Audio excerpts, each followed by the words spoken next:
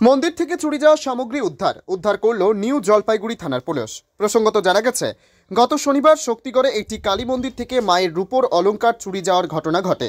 মায়ের রূপোর অলংকার নিয়ে পালিয়ে যায় দুষ্কৃতীরা।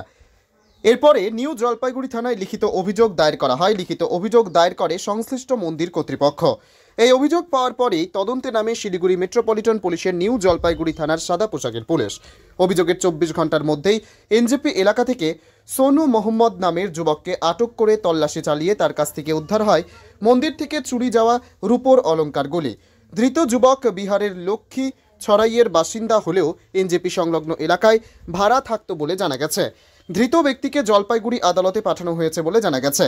উল্লেখ্য, এই ঘটনায় আরও কেউ জড়িত রয়েছে। গোটা বিষয় নিয়ে তদন্ত শুরু করেছে পুলিশ।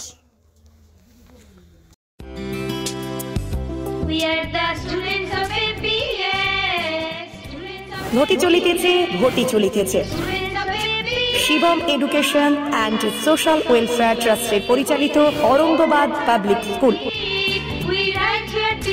এটি একটি বাংলা মাধ্যম আবাসিক অনাবাসিক শিক্ষা প্রতিষ্ঠান।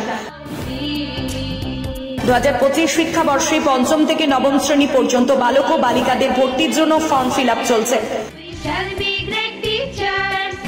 ফর্ম পূরণের শেষ তারিখ 22 অক্টোবর 2024। ভর্তির পরীক্ষা 27 অক্টোবর 2024 রবিবার দুপুর 12টা।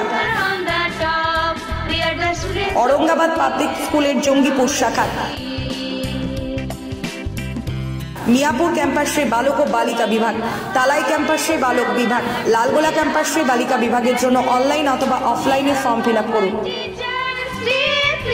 স্কুলের বিষয়ে বিস্তারিত জানতে ফোন করুন 7501593336 বা 8617369044 9593494785 8926686155।